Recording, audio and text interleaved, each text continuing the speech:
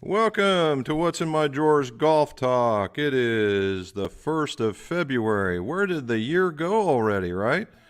And we talk about, well, fitting, club repairs, club reviews, club opinions. And why is it What's in My Drawers? Because old club makers are tremendous pack rats. And that's what I am. And that's what it started with. Now it's evolved into a golf community, basically. And thank you guys. That surrounds the globe, and it's a good hour, a little bit more than that, and this is going to be no different. I have I got a really good show for you today, but I do, and we are going to be talking a lot of Callaway product, and we'll be right on that. But as always, we got to give a nod to who won, right? Who won on the PGA? Patrick Reed. I know there's a lot of controversy around it. However, the dude got it by 5, shooting -4, next to Tony Finau coming in number 2. So you got to give the man the tip of the cap. He won, well, minus all the other stuff that surrounds him. However, we also give a nod to the guy that came in last but yet made the cut, and this time it's Grayson Murray. Grayson Murray, he shot a +3 to end up a +10. So from -14 to a +10, that's a heck of a change, guys. So there we go. Work, right? Work that we've done for the day. Well, let's see. This one went out. No, it's not the new Mizuno, but that one is a driver, and the guy hit it very, very well, so we like that. And we are working those guys over, and you're going to see one of those, some Wilson FG62s, circa 2010. So, and left-handed. So you know I'm all about that, right? And to kind of give you an idea of what we looked at, here they are. Bam. All right, not too bad, right? We went with the KBS Tour 120s. He's a young man. And I'm finishing up a video for that. Which brings me to the next thing. I am releasing a video tomorrow. And it is a review on the very thing we're going to be talking about today, so it will be fun. The other one I'm working on is that guy, the AP3. Had an older gentleman come in here, and a shorter fella, and we ended up cutting a 1/2 inch off and then installing some Elevate 95s. Nice little shaft, right? Gets the ball up in the air, does a pretty good job. So let's get started on talking about what we came here to talk about. Number one, I want to show you this, and then we will get started, and this ought to help you out.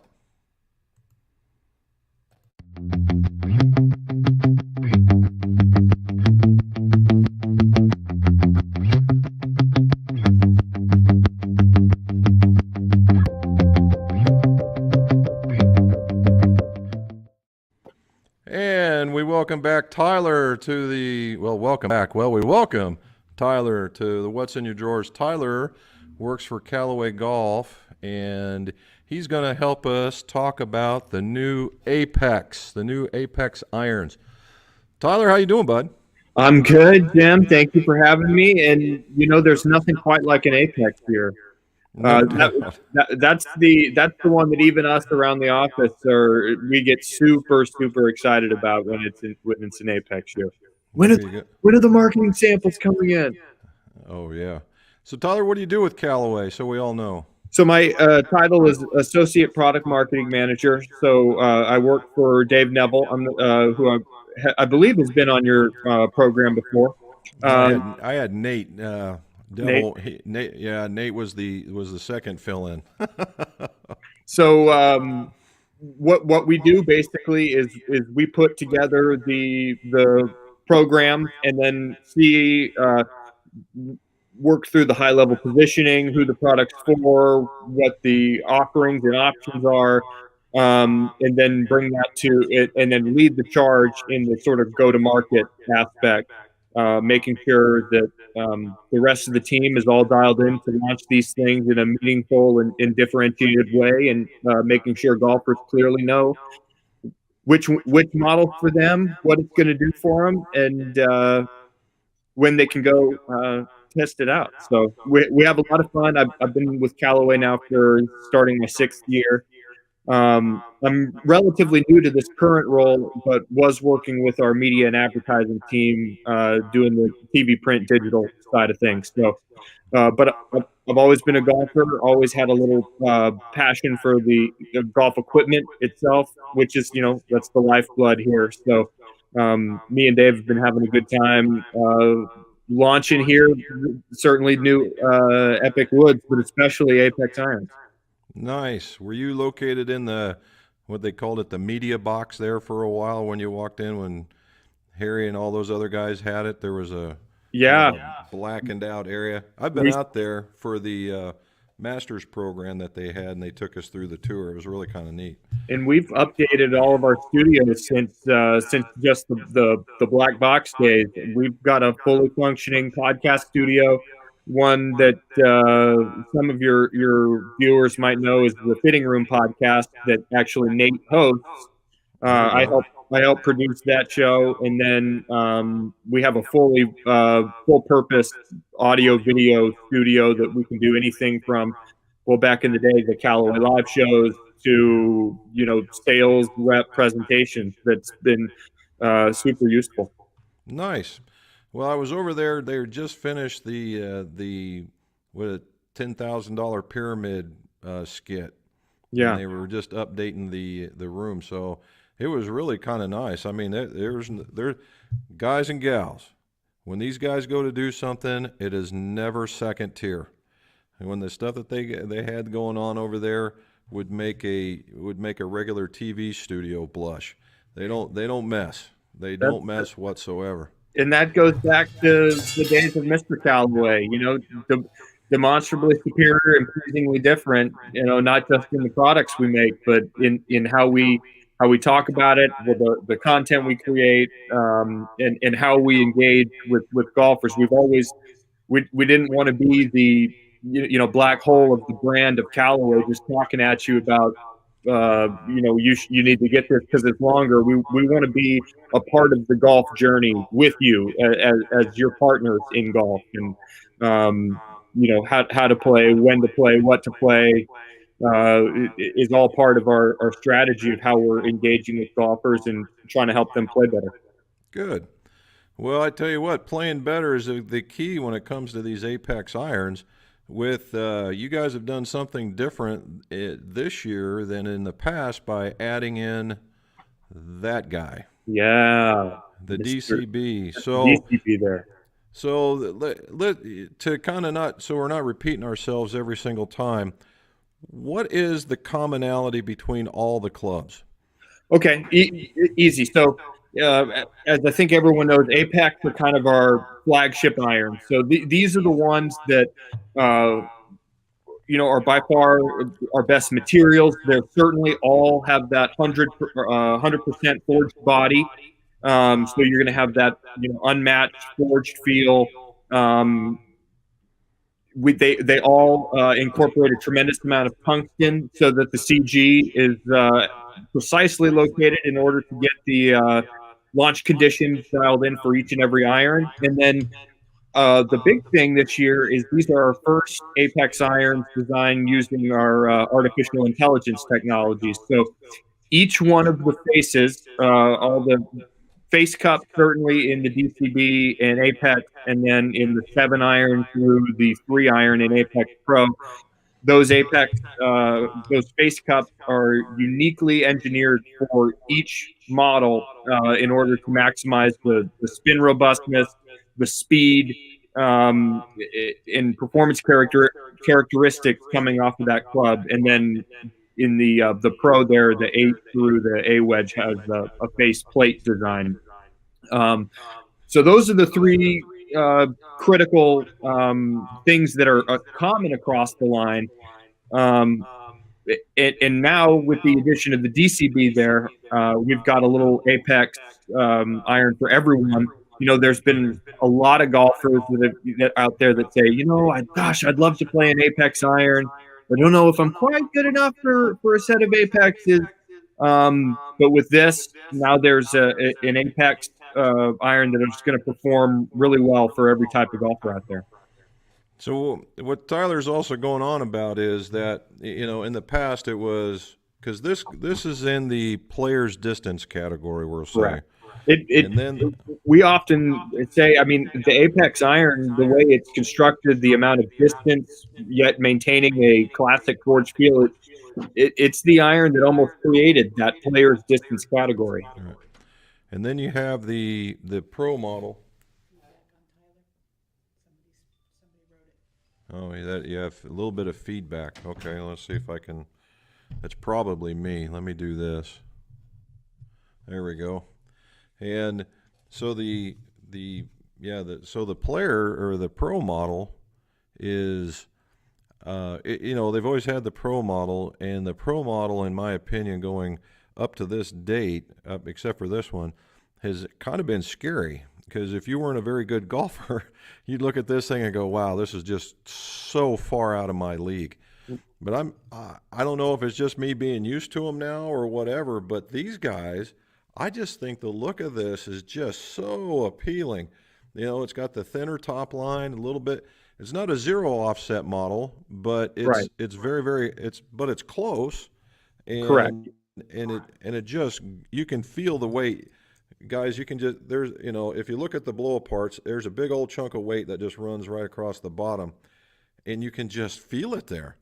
It is, Yeah. So it's pretty nice. the Apex Pros have definitely been the ones getting the most hard eye emojis that I've seen on social. And what's really cool about these is, for the first time, these are a hollow body construction iron. So, yes, you're going to have that less offset. You're going to have that players look and thin top line, but you'd be surprised at how much distance and how much technology is packed into that little package. We'll get into the design features a little bit more, but in the 7-iron, I don't know if that's a 7-iron you're holding It up. is.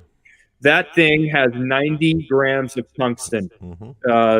That insert there, and that's a crazy amount of tungsten. It's funny.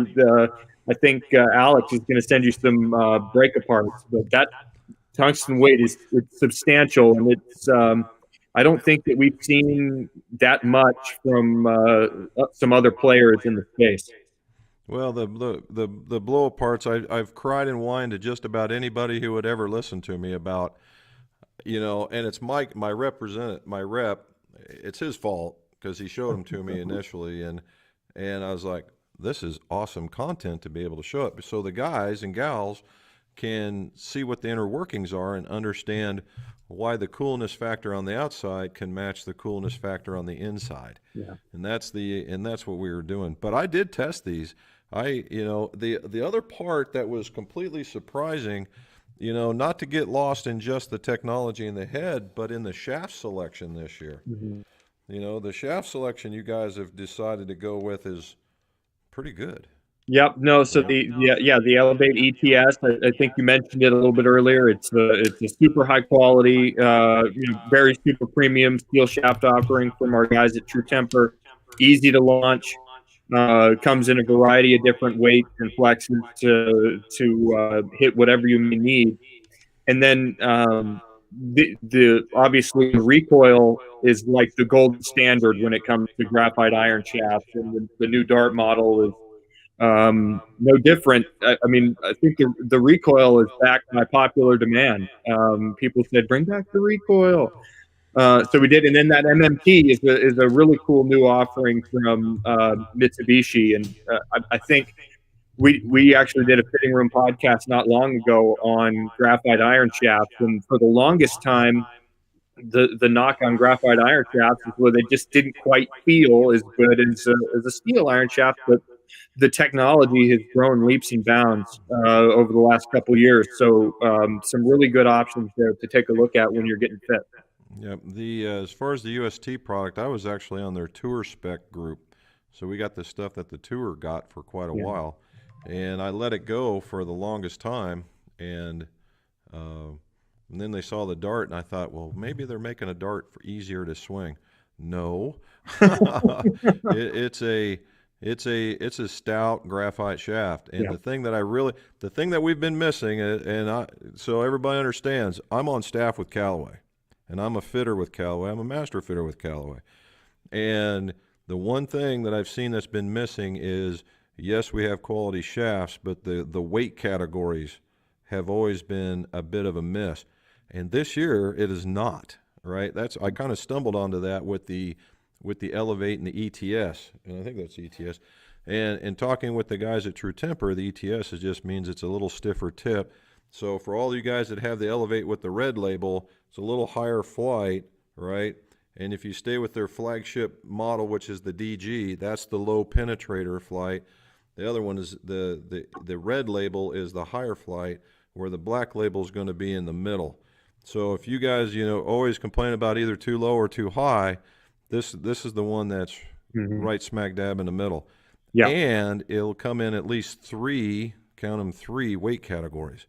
So that at least I have found. Now, you may not get them in the right flex, but they're really, really close. So I am here to tell you, you're going to be hard pressed to find the something for everybody category, right?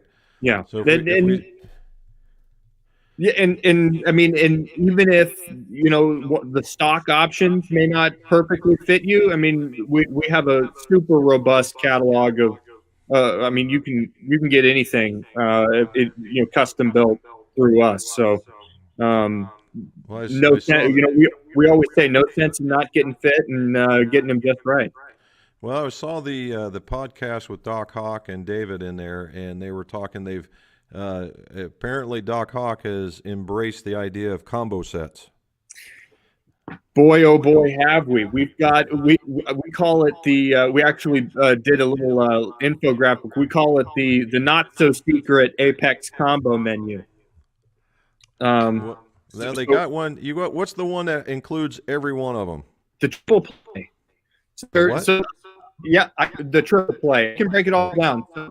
So the mix set is the one that that we've had a long time. That would be your standard in the lower lofted irons, with the pros in the higher lofted the higher lofted irons, the 8 through A wedge. The sweet spot is for those who need a little extra forgiveness on the longer irons. You got your DCB and your Apex 21 in a nice combo set, and the triple A, which is also been one people around the office have been opting for. You've got the 4 and 5 irons in the DCB, and then you've got the Apex 21 in your middle irons, and then the your gap wedge, pitching wedge. I think it's just those two. Yeah, just the pitching wedge and gap wedge that's in your Apex Pro. So, and then for all the players out there, we've got one that mixes the muscle backs with the Apex Pro. So you got 8 through A wedge in the MB, and then the Pro for your 7 through 3 iron. So combo sets galore, and it's a fitter. It's a fitter's dream, sure. That's kind of what we've been wanting to have. I think I'm getting ready to lose you a little bit here. Oh, you're back. Okay. Yeah, when you get them into the one-piece forged product versus the multiple piece forged product, right? Yeah. I keep going back to the DCB. Let's give the Apex, the regular one, a little love. There we go. So when we talk about multiple piece, we're talking about that when he talked about the frame being forged, this is the framework. The framework includes all the way up into this area with no face. Okay. Correct. Why is that? It's because the HAL 9000 that Callaway has out there has been busy designing this, right? And each one, if I recall correctly, each one of the models with each one of the lofts has a different face because of the different functions that each one of these irons perform, right? So correct. a little higher, a little less spinny, a little more spinny, a little lower, all whatever your parameter might be. Yeah. And then the face is made, and then they use what's cup face technology on this. And I love cup face technology. I love it in the driver. I love it in the hybrid. And this is no different. And Correct. what Yeah. basically what you do is you've got a wind, the whole face. And the reason why I like it is because you take the whole face and basically it sits on the frame like that. Mhm. And when it does that, that allows your misses to be, well, less penal. You know, there's always going to be a sweet spot. There's always a sweet spot. It doesn't matter, right? It is the one spot on there. But functionally, from an engineering point of view, it's just how much more this can be when you get outside of it. And when you cup face, you just expand that area because, you know, in the day, what you do is you would have this frame and you would lay a face in there, and then you would have this 1/8 inch diameter Mhm. parameter around there that would be a dead zone. And if you hit it, it would just go screaming off into different directions. You had no idea. No, right? And that's the idea here. And the funny part about it, once I get that through my thick skull, this is not so scary anymore, No. No. right? And that it's not so scary. You can actually miss this and be okay. Yeah. Correct. I mean, and we say no to dead spots on the face here at Callaway. We don't. we are full on ball speed across the face, and what face you described it beautifully. You're not losing as much ball speed off center hit. With the AI architecture that's unique to each iron, you're not paying as much of a penalty in terms of a spin loss. What the term we use is it's very spin robust. And then another note, you mentioned going from single piece to a multi-material construction. In the cases where the combo sets do have, you go from in the Apex Pro that have those few models that have the faceplate, the specs are going to be adjusted and blended to the combo set. So, for example, the 8-iron for the Apex Pro is at 37 degrees, and then you go to 34 and a half for the combo set. So you don't have either that bigger gap that you may see or any gap in compression as well. There you go. So, and basically what we're seeing is a lot of guys really have when they hear the word forged, it becomes, oh no, I'm not good enough. And with the addition of the players, we'll call it the players distance category, right? And the players distance category was really an excellent addition to, game improvement, super game improvement, player, and all that stuff. It was really a good category because I think it's the new average, right? Yeah. Because you get the guys that have been playing at a high level, but the age is creeping up on them. Yeah. And they have a certain but they still want that distance back. So you're giving them that look, and you're giving them that distance.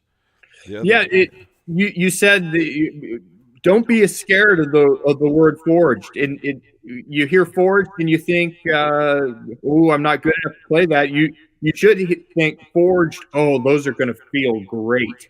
Yeah. When I hit them. And and the thing is that there is now let's be right dead down the middle here. A one-piece forged club is going to feel different than a multi-piece forged club. It's just gonna, right? And because it's a solid piece of metal versus an assembled piece. You want to get to a solid piece, but it's not necessarily solid because the tungsten that Tyler was alluding to, and it's a little different in each one of these. And if the blow parts are correct, this is a 3-piece chunk, and they're surrounded by urethane microspheres. Mm-hmm. And that's to give it that softness, right? To give it that Correct. feel. And the weight's to give it the launch. The face is to give it a little bit of spin control and some more feel in order it gets out there. So you have 3 different options. Now, obviously they're going to say the average guys can play the middle apex. A guy that needs a little fade help needs to play the DCB. Mm-hmm. Also, if maybe what I call them is thumpers, guys that like to take a little bit extra turf. Yeah. You're going to like the added weight that's right there, or Yeah. added sole, and then you're going to have the players, which this will appeal to a lot of people. In the only the less than 1%ers out there that got to have zero offset. Yeah. And why you got to have zero offset in a lot of clubs is, I don't know, but I'm not at that level, so my comprehension it must not be that good. But but when you're talking about the combo sets and you get into the other Apex, the MBs or even the other CBs in that, you can get that and then get that relief either at the top of the set, and then I don't understand why that's not awesome. No, So you nailed it. It is awesome, and it's you're able to set up set up every part of your bag to perform the way that you're going to need it to. That's going to help you hit better shots on the course and score better.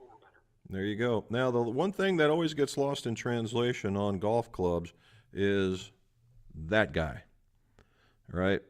This guy gets lost in translation, and typically you guys have been, I'd say you've been on the forefront of, trying different grips out. You just basically take what the big grip manufacturers and then you put your logo on it, and this is new. The Z, it's the Golf Pride Z Grip. I think it's a relatively new model. Really tacky, nice feel.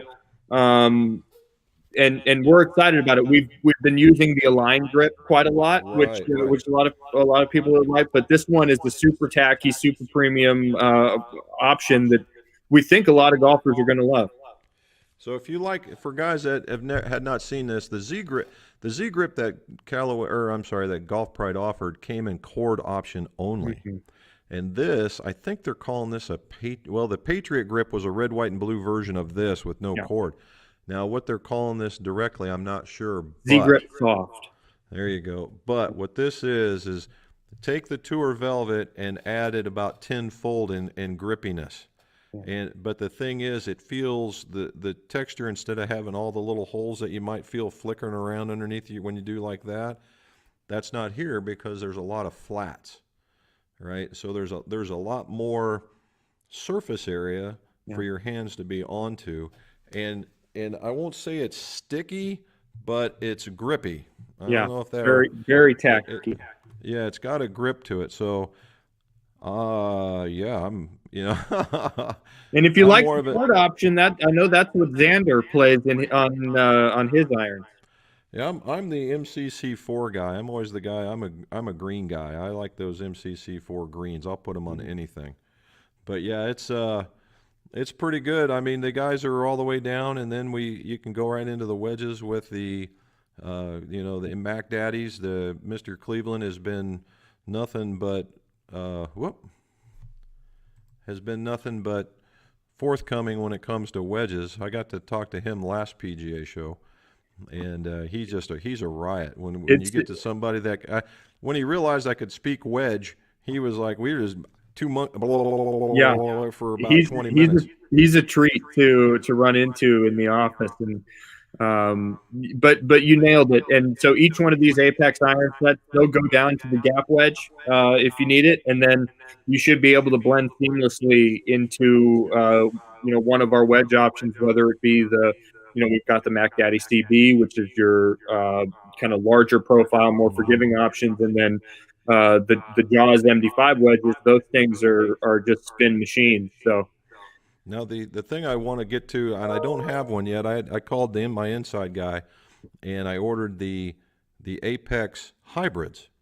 Yes. Now the guys and gals, if this thing works the way I think it's gonna, just wait. Right? We're talking about a shape that just is, normally what most golfers get put off on is the shape of a hybrid. Yeah. It looks like a Twinkie on a stick. Right. And this is not. And again, you've got two options there. Obviously the Apex 21 or the standard model or whatever you call it. That thing is a performance machine. So a couple of key things. Of course, you've got Space Cup, which we went into. That also is uniquely designed for each loft in the line. You go, I think you go three. You can go 3 through 6 on those hybrids. And what's also cool, multi-material construction. So you have the triaxial carbon crown, Right. and then you also have, again, back to the tungsten, a giant piece of tungsten that's way back in the hybrid head, maybe a little toward. And that thing, another blow apart that you're going to need, because that piece of tungsten is about that big. And that helps us make sure the CG is back. You're going to launch it really high. And so that's been a super high performing hybrid option that people have been liking. And then it's also adjustable too. And the last part that didn't get mentioned that I thought was kind of unique, I think David came up with it. They call them it's got jailbreak in it too. Yes. They called them ninja blades. Yeah, exactly. So bad on me. I missed our hero technology there. So it's the jailbreak AI velocity blades. And so what those look like, I wish I had one with me. It's the jailbreak bars are kind of angled like that. And what that helps us do is it's the way I best describe it is it's a more efficient jailbreak system. So it's more effective in stiffening the body, so that more energy, more ball speed is directed right towards the face. So, and guys, what the video that's coming out tomorrow is totally based on these guys right here. So, not to give it away, but this one was the winner in the distance category for me, and I was swinging at 94, almost 95 mile an hour with this guy, and this was a 183, 190, 191 club, and it's a 7-iron, right? That's a big 7 there, Jim. That's a nuttier than a fruitcake, man. I don't do that. and then the one right behind it was that guy. Yeah. At like 180, it was like two or 3 yards shorter. However, me being a lefty, I was way into the right. So the draw part of it, we'll call it a draw bias iron, since that seems to be what everybody understands. Yeah. And it did do what it was supposed to. And I do, when stuff comes in, Tyler, just so you know, from a club maker point of view, I measure everything that gets sent to me, everything. And those two were sitting at 30, and they were the same lie angle. And that guy was sitting at 33, so it made all kinds of sense, and a little bit flatter. Yep. And this guy still went 180. You could feel the rebound coming off of this thing. It was amazing what was happening. And that's good. And so I think the biggest improvement over the call it previous Apex Pros is, you know what, when you're a player that wants to play a pro iron, you want your irons to go a long way, but you want them to go a long way consistently. You don't want that occasional, whoa, I just hit that 210 with a 7-iron, I don't know why, which is a consequence of having a bunch of that technology in there. But so, like I said, the biggest improvement with these is it's a 187 iron, but you're hitting it that 187 iron every single time you pull out the 7-iron.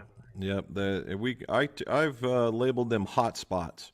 Yeah. When you get one out there and you hit one and you just like, wow, that felt really good, and it goes another 15 yards further, and you're like, well, I didn't do it, and it just it throws you off your game, because now your expectation is you're going to hit it that far all the time, and then when you don't, you're all jacked up, and they go, does this thing have a hot spot on it?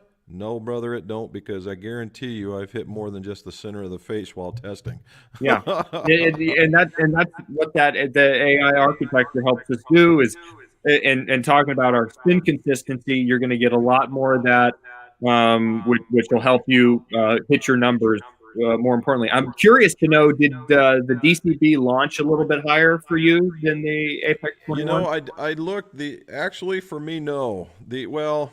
Yes, but by a couple of yards. It wasn't a tremendous difference. It was, and another thing, when we think in golf, when we say, oh, it's a super high launching, we think like outer space.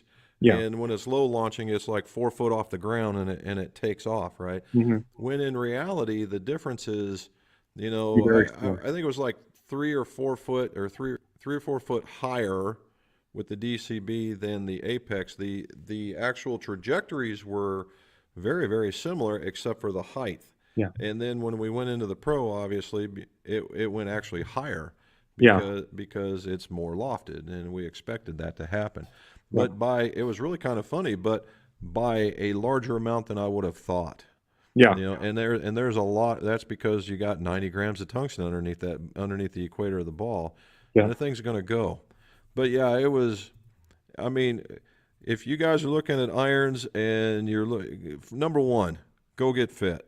Yes. Right, go get fit. It allows you to enjoy the game, and in reality, so you know what you're spending your money on. It's a much easier buy. Some places will do it, some will not. You know, in order to help you, but you get there, and it's just the way to go, right? And it's fun to hit a bunch of golf balls.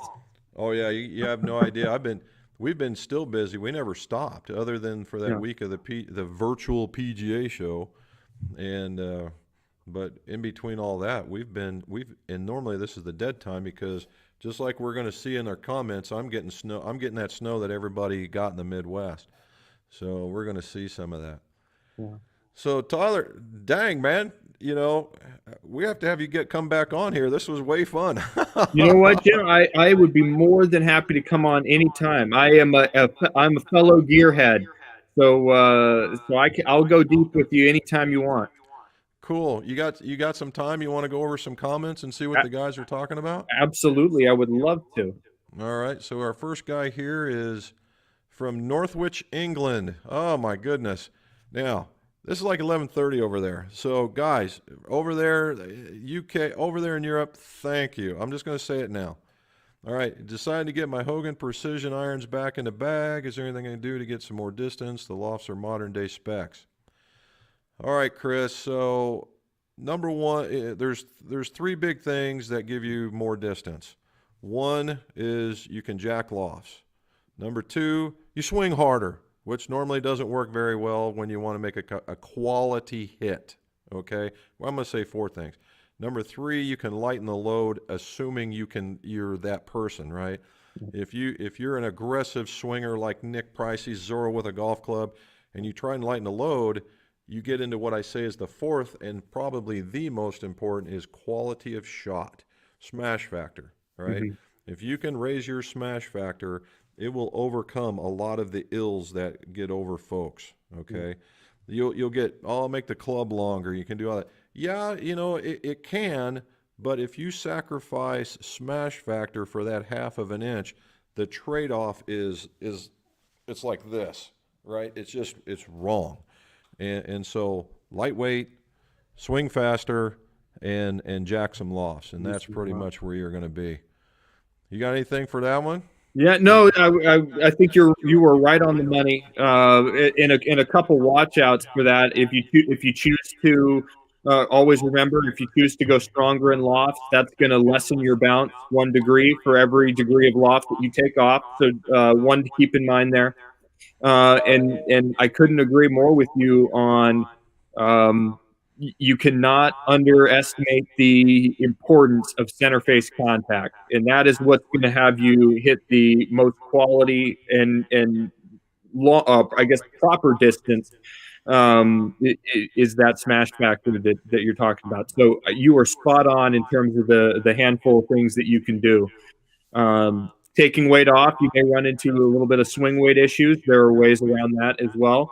But you nailed it. Those are the ways to get a little extra out of those Hogan Precision. Okay.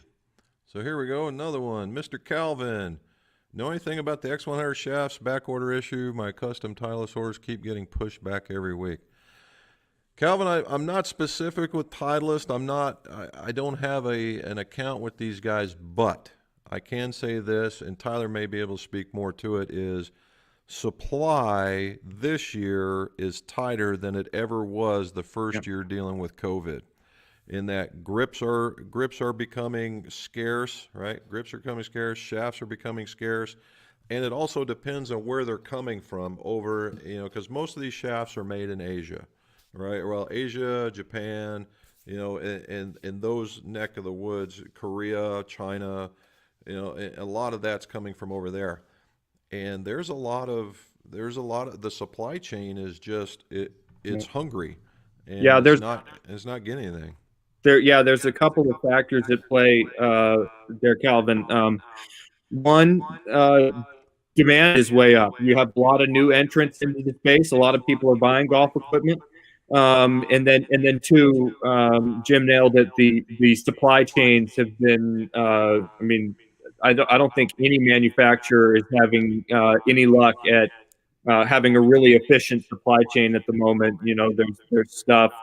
Um, there were marketing samples that we needed, and we were like, where are the marketing samples? And I mean, they were held up in Hong Kong customs, and there's not much you can do about customs. So I would imagine that Dynamic Gold is working hard on either making some more or getting some more over here. But that's the reason why you might see some little extra time added on back orders across all categories, really. Now, I do know that some of the Titleist product is comes out of Memphis, but COVID's been hitting them just like it's been hitting everybody else. So I would imagine the supply of folks that make up their certain quotas that they have to make, that's not happening. It's just not. And those guys make a truckload of shafts. All right. Oh, here we go. David, this gentleman's from England as well.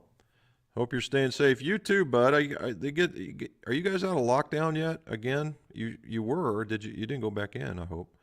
All right. So I'm getting a shaft puller for my birthday. Oorah! Yeah, we got a Recommendations. tinkerer here. Yep. So David, the one that I use, I would recommend. Unfortunately, they don't make it anymore, and I really need to convince Ken to come out of retirement and make it, or at least give me the damn plans. But I will say two things. Number one, when I first started, Mitchell was the shaft puller of choice. Uh, if you're going to do a lot, I would not necessarily recommend them. And only reason being, it is a quality built unit, but the gripping area is only like 2 inches long. And if you're going to do any kind of pulling, you need like that, right? You need a full hand width, and that's the only drawback to that puller. If that puller had a larger clamping mechanism on it, it would be a machine, but it's not. The other one is the other one is on the tour vans back in the day. I don't know if it's still. They had what was called a golf equipment shaft puller, and it looked like a big square box about yay long.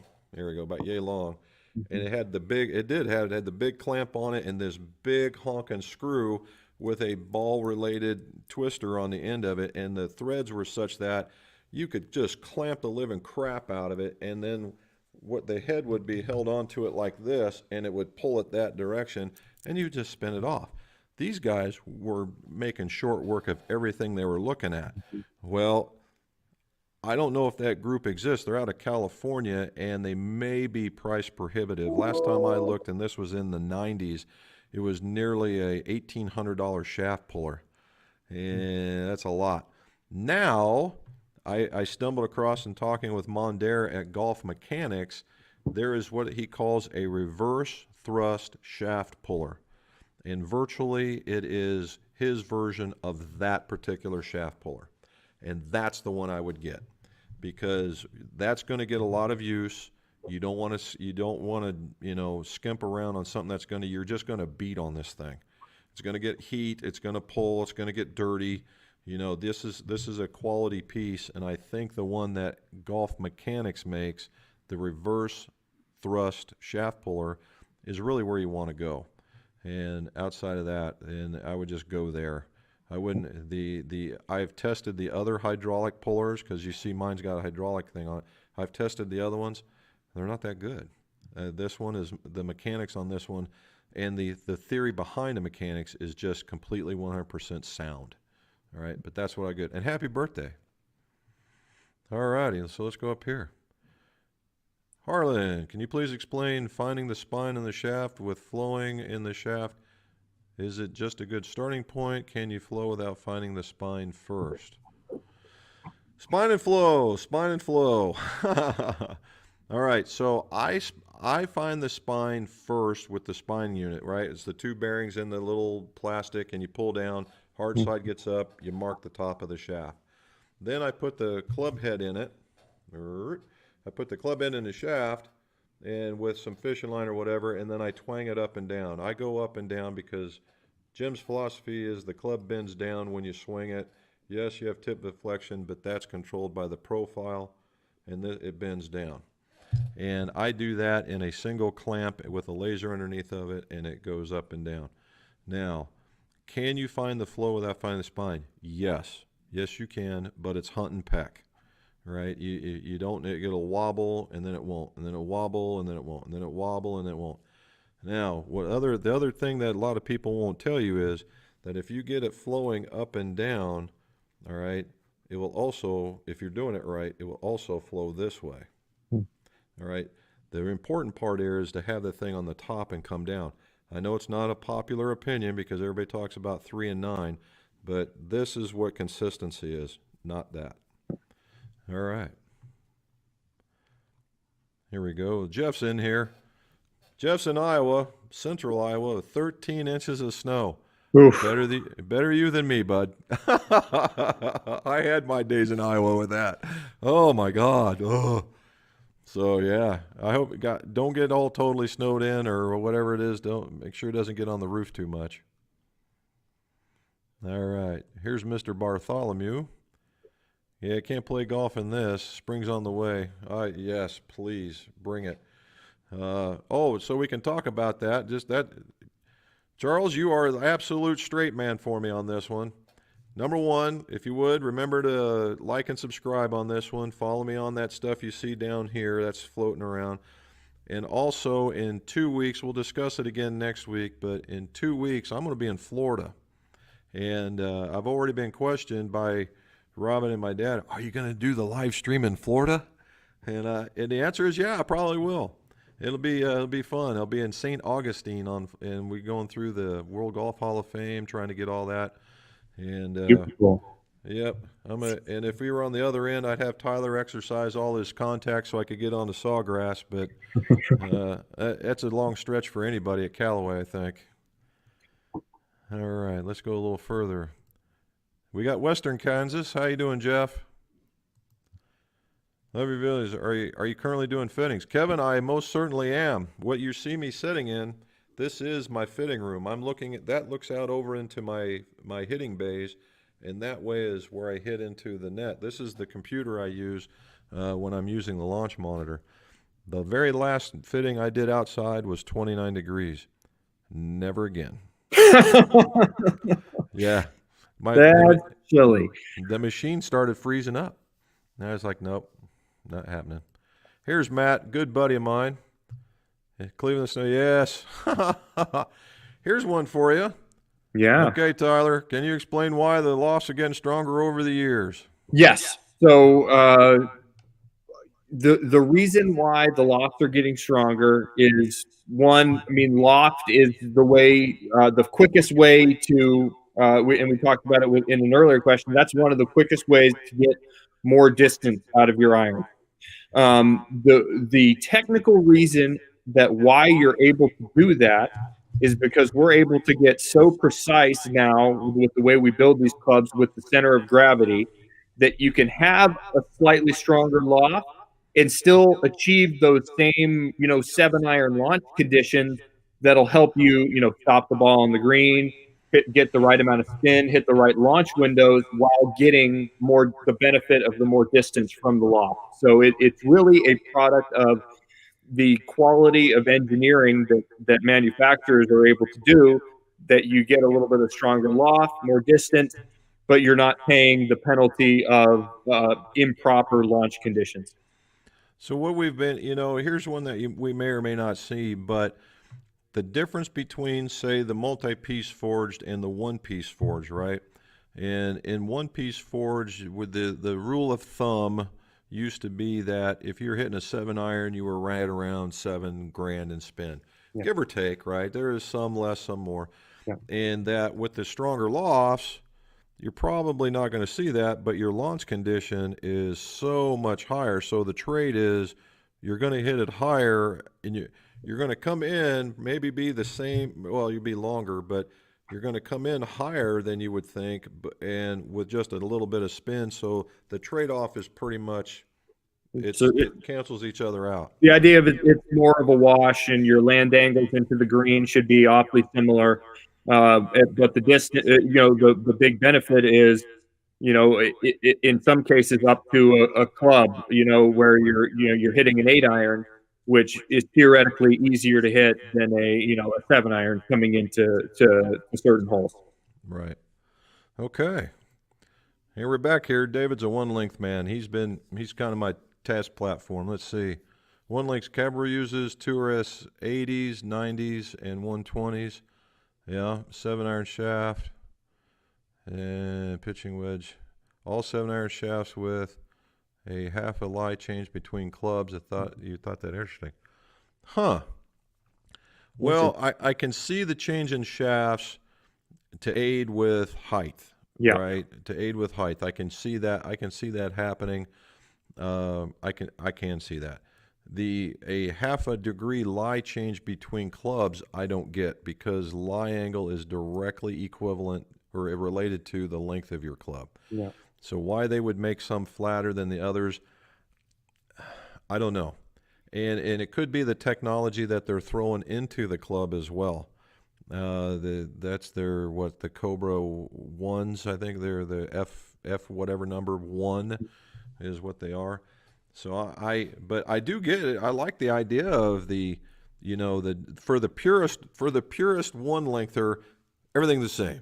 Yeah. Right. And then what you get is, well, the tall end is a little long or is a little short, and the short end's a little long. And the ones I tested, I didn't see that. But I do get it. You want to make these things perform in their protected categories, and I do get it, but I don't get the lie angle. No, I think you're exactly right. Especially on the weights for the shafts. One of the biggest challenges with one length is you have to be swinging it fast enough to make sure that you're achieving the proper gapping and the proper performance. Otherwise, you'll get some what we call gapping compression. So almost certainly having the different weight classes throughout the set is a way of helping the golfer, making sure they're launching it high enough. Good. Here's one where I get to pat myself on the back a little bit. New shaft in the Ping driver is working just like I ordered. All right. Boom. Nice. Well done, John. Thank you so very much. Here's Harlan. Harlan, what is it? Why does Mizuno force the vast majority of its dealers to receive shaft glued into the head? Is this universal to OEMs? What's the logic? Okay, so Harlan, there's basically two kinds of dealers out there, and one is what you just call them the OEM dealer, right? They like for me and Callaway, right? What I do is I do a custom order, or I do custom fittings, and then I will make a custom order. In some of those cases, the custom order could be long and uncut, right? And then I will cut and I will grip the way that I want them done, instead of letting the guys in California do it. Now, I've met those guys. Some of those custom guys are really, really good, all right? And the guys at the Ely Fitting Center, we busted each other's chops for about 15 minutes. It was the funniest thing. We should have recorded it. It was nice. But so you get it basically a stick, what they would call a stick. It's a head and shaft combination, right? And it really becomes the reason why it's an insurance issue. They don't want the head flying off, and they're the ones that are going to take the responsibility for the head flying off, all right? And that's really what it comes down to, and that's what they want. Now, the second dealer is what they would call a component guy, or Callaway's version of it is proponent. And I was offered that. I just didn't like the way that it was structured. And I get in fact, I get 10 times better dealing with my rep, dealing with, I get to talk with, I would never be able to talk with Tyler in this, in my proponent thing. And, it just, it does. Okay. It does work out better for me that other way. And then I take on some of that responsibility as well. I carry an insurance policy for just that very reason. And in order that, because they will come after me and they will also come after the maker of the club. And that, I mean, that's what it comes to because, and let's face it, you go to a big box store, you go to a decent place that sells golf clubs, they have no interest on putting a golf club together. They Right. just don't. And so, you know, it's hand in hand. They're helping each other out. Callaway has a quality group. Mizuno has a quality group. All these guys have their quality people putting stuff together in order for them to deliver a quality product to the place that ordered it. And that's the reason why they do that. Nailed. Okay. Whew. There's Jack. Good evening to you too, sir. Hey, Jack. Leeds, UK. Here we go. There's Joe. So, Joe, how much snow's on the ground, man? Here's my buddy Christopher. He's from Sweden. Everywhere's got snow. I'm from Denver originally, and I know we've got Oh. snow on the ground. Yep. Yeah, Christopher, he can hit the ball a mile. This guy, he's an aggressive swinger. He is the Nick Price from Sweden. Bomber. And he throws it around. He gets the hazardous black in this heavy stiff and then cuts it down and just kills it. And Well, you know, it's just a tankle angle. It's just all over it. Phil, Mr. Mickelson himself said that 2021 is the year of high nasty bombs, high nasty straight bombs. There you go. What I saw, hey, Phil made the cut and he was above the bottom. I did get to see that. That was Yep. better than a lot of them did. So good for him. All right, here we go. Here's another one. I don't know if we know this one or not. Our 88 Hogan Apex red lines pinned, but it won't come off. Jay, I think they stopped pinning after the 70s. And you would be able to tell the pin is about a half of an inch from the top of the hosel, and there's a definite circle on the top, and you would be able to see it. A lot of the reasons why these heads won't come off is because they're taper tipped and they're pressed in. Okay, and what I mean by pressed in is that fit is just like that, and these guys are jamming it in there with all they got, and they're pushing it in there. And honestly, you probably just need to heat the crap out of it and then just give it a big old tug and see what's going on. Okay. From Facebook, good morning, guys. He must be in Australia. Houston is sunny and cool, and golf is being played. Thomas, Nice. awesome. All righty. Here's another one for us. Highlights of the virtual PGA show. Tyler, did you get to go to any of that?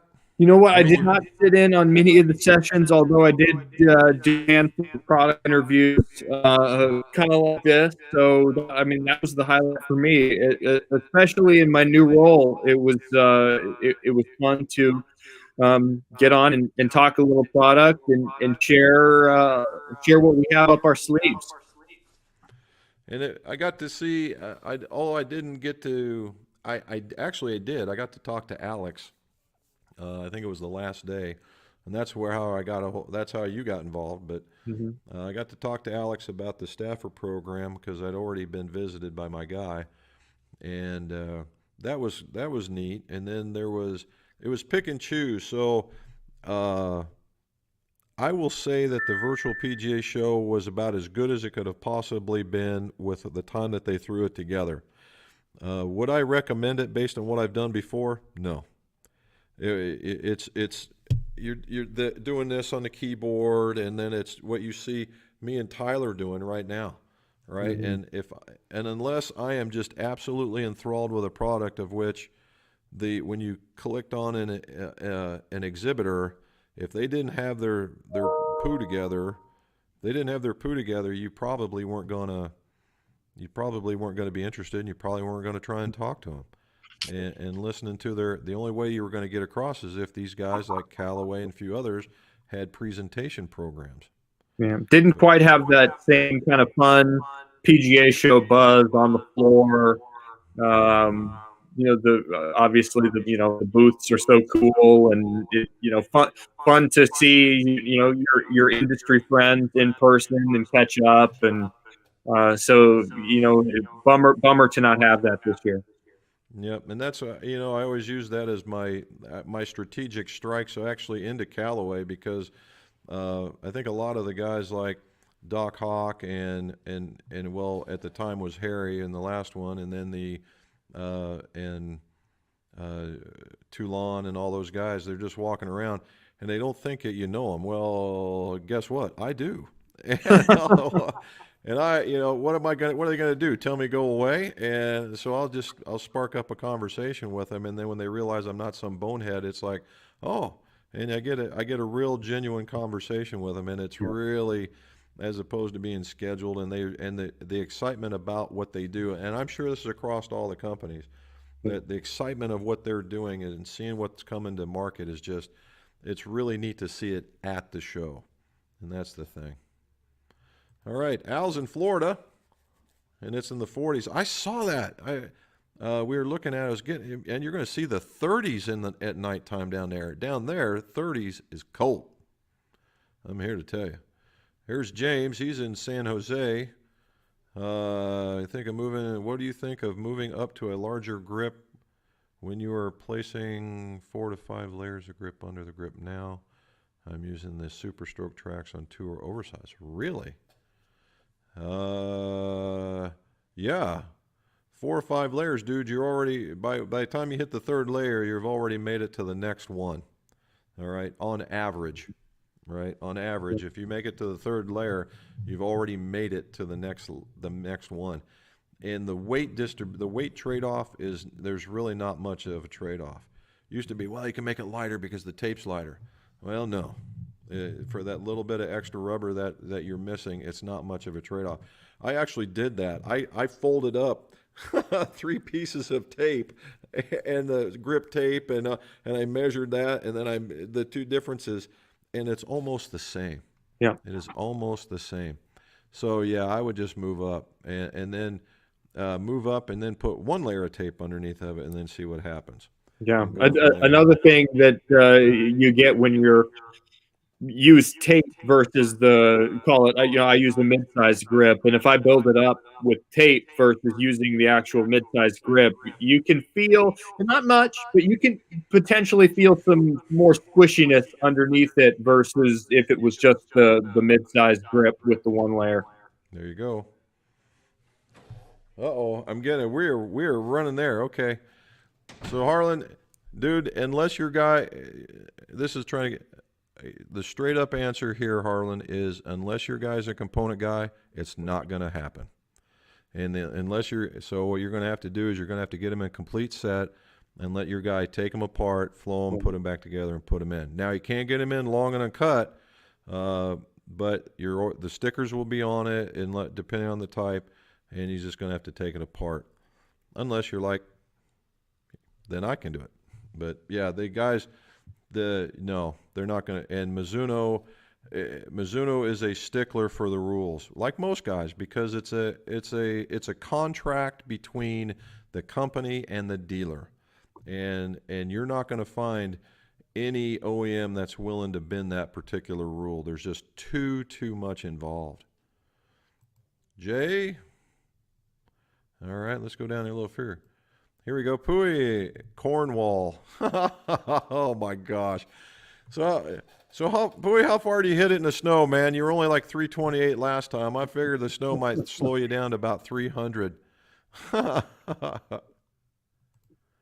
it says you had a little bit of feedback through the computer. We're going to have to work on that one. All right, let's get a few more here because we have ran. Tyler, did you know that we just ran over? Let's see. Time flies when you're having fun, Jim. I know, right? Oh, here we go. Here's one. Any word in the United States release of the Apex Pro TCB? How about a raw release of the X4? Here you go, Tyler. This is right up your alley. Yes, we've been getting a lot of questions about the TCB, which are, for those who don't know, it's a prototype iron that we have right now that Xander and John Rahm have in the bag, among a couple other players. I think Leachman's playing them as well. You just keep your ear to the ground. We may or may not, wink, wink, be releasing those in a limited. You mentioned the proponent account a little bit earlier. That would be a very limited um, release there. So no plans for a big mainstream launch of the TCBs. That's kind of a tour only product. And then I don't know about. I cannot speak to X-Forge CB or raw Apex MB. I know that the raw Apex MB is definitely a tour option, but I am not aware of any plans to commercialize. Okay. Here's Steve. Steve is a. Hope you guys are doing well. Got my Apex irons in a few weeks ago. Love them. My second round wasn't better than yes. Steve is a. He showed me a picture of his shop. He's got a shop, and in there is Club Fitter of the Year. And I was like, how in the devil did you get that? And he told me, and I was like, holy smokes. Yeah, I'm not going to. If there's an entry requirement on sales that a number that gentleman had, there is no way I'm getting that. It was a big number. Well, we're glad couldn't be more thrilled that you like the new stick, Steve. Yep. All right. So let's go up here. I went down here and say okay. Oh,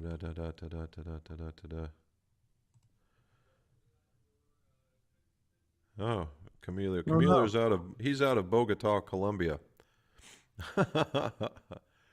Harlan wants to know. That's part of the platform that I use here, and that's how we can get talking, so everybody can see why I'm answering these types of questions. All right. Yes, sis, I got friends. It's Tyler. He's my buddy today. That's my sister. She's in Wisconsin. We got Arizona. Brian's a snowbird. Let's see if we can get to. There's more from SoCal. That's where Tyler's sitting in there. There you go. There's Brian. Yes, I'm going home maybe in April. The Canadian border regulations are presently so strict that they. And blue. See, I'm with you, bud. I like blue too, but I'm still going to stay with the green. There's Lorinda. She's in California. She's caught the club tinkering bug. We've sent her some stuff out though. I'm gonna have to wear headphones next time I'm with you, Jim. Yep, I'm gonna have to. I think that's probably what it is. I wonder. Well, if I turn off the speaker, I won't be able to hear you talk. So I'll put them on next time. All right, second round, best this year. Well done, well done. All right, Cameron. I'm sorry. What are the thoughts on TaylorMade 770s? Definitely set on getting fitted for them in a month or two. Number one, if you're getting fit, you can't go wrong with whatever, because the performance will bear out, right? And that'll know, because they also have, 770s, 790s, 760s, and of course they are in different makes and shapes and models just like these guys are. And there's a lot of love out there, and you know what it is, golfers are typically very brand-centric as a whole. It's like buying a Chevy, a Ford, or a Toyota or whatever. And it takes a very big leap of faith or some just aha moment in order for people to switch. I've done a lot of work with prior 770s, well-built stuff. All right, it is well-built stuff.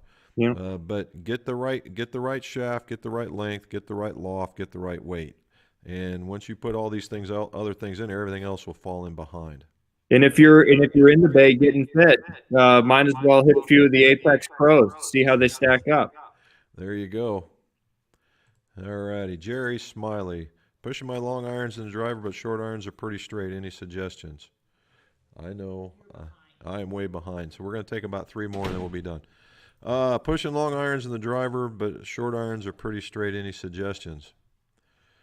Chances are, Jerry, if that's what's happening, I would look at the actual length of all the clubs down the set. Short irons are easy to hit because they're short. Okay, Mm-hmm. that's a normal thing. And what I mean by longer, you would be surprised what a half of an inch makes for a quality of strike and Mm-hmm. control and everything else. For instance, and I'll use a baseball analogy, when you're sitting there and you were batting and you were at the plate and you couldn't bring the bat around and you're always pushing it off to either right or left depending on which side of the plate you're on. When you were pushing it off, what did the coach tell you to do? Choke up, right? And that's in order to bring the bat around faster or to center. Same thing applies with golf, right? Every stick and ball game has that premise, and that's what you need to do. So I would, you don't have to go cutting down your clubs right away. Choke down and give it a Mm-hmm. meaningful, 10, 15, 20 hits and just choke down and see what happens. And then there you You go. and if the problem persists, you from a fitting perspective, I guess if you're a right-handed golfer and you're pushing it, if you go up a degree in lie angle, that will promote a that start line going a little bit further left. So Hmm. another little fitting trick there to tinker with lie angle to get your shot started in the direction you'd be looking for. All right, two more guys, and then we're going to be done. There's Pooey again. My friend is going to get fit for some Callaway Apex Pro irons in the UK after the lockdown. Yay! Don't know who's more excited. The possibility those are some really really good looking irons. You are correct, sir. Okay, we got Scott from Michigan. He's checking in. Here we go. What do we got here? Wade, this is new. What's up, Tyler? Can't believe I happened to see your mug on Oh, YouTube. Thanks for dropping club knowledge. Well, who's Wade? Wade is he works. Gosh, he works at Liberty Media out in little south of Denver, Centennial, Colorado, and I've played golf a number of times with my man Wade. There you go. Look at that. You brought a guy with you. Okay, let's go down a little bit further here. All righty. Here we go, Danny. Danny, thanks so much for the Alaska golf tip on weight transfer. I can't wait to get outside and put it to work. Danny, you are more than welcome, sir. I've seen more of what he does, and the more I watch him, the more I like him. He's very no nonsense, and he can explain the why he got from where he went to what you're doing and why it happens. And that's rare when it comes to golf instruction, right? Normally it's you get these 14 syllable words and extending of the hands and oh my God. And he just, and when he gets really right to you, and if you're doing bad, he'll just basically say, "Hey, you're doing bad," and you just got to love the straightforwardness of the guy. It's not that he's putting you down or anything. He's just telling you the truth, and that's it. And I'm working on him too. I've got a. If you see this, let's see if I can get to show it to you. Right there, I'm getting a callus. I'm getting a golfer's callus from all the practice. There's Dwayne, and this is the guy that got me onto Alaska right here. This dude can punch the ball. Let me tell you, he gets it out there. All righty, let's get a question here. Mike Hoffman's shoveling snow. Last one, right at the very bottom. Here we go. All right, from New York, longtime Mizuno lover, 15 handicap, looking to change for more distance due to lockdown, unable to try the Apex. Well, if you're in lockdown, you're not going to try any of them. But Mizuno makes a good product. They certainly do. They're known as an iron company for sure. From a 15 handy, everybody gets put in a box based on their handicap. I've seen 15 handicappers that are as good a ball striker as just about anybody out there. And so I just hate when people put themselves in a box like, oh, I can't do it. No, you can, right? You can. But at 15, I mean, you're hunting around the 90 going into 80s, and it could be. And the MP32, dude, that's a player's club, right? That is a player's club. Big time. And it's very standard, traditional in its loft, and the way things are being played now. In their line, maybe their Forged Pro or even the Hot Metal Pro might be the way to go. And again, when you get out and you get a chance to hit, right there. Yeah, Right. well, I mean, like you mentioned, that MP32 is a big time players club. So as a 15 handicap, you may be leaving some performance on the table, albeit those Mizunos do feel awesome. The Apex are officially in stores 2/11, so hopefully the lockdown is over before then. A couple more weeks. And otherwise, definitely give those Apex a try. And Jim's absolutely right. We hate to put assign a handicap window to a particular product. These Apex in particular, I mean, you're going to see 5 to a 20 handicap that's going to be able to play and benefit from these. So definitely worth a shot. And certainly, you know, my favorite thing anymore is a combo set. I just dig combo sets because they're geared to you. They're so utilitarian too. Once you figure out what you can and cannot use, and you can always just step a little bit over that edge to get a little bit more so that you can grow into them as well. I wouldn't go too far in either direction, but combo sets, my gosh, those things are the way to go. All right, so guys and gals, thank you. Thank you so much for joining us from around the globe again.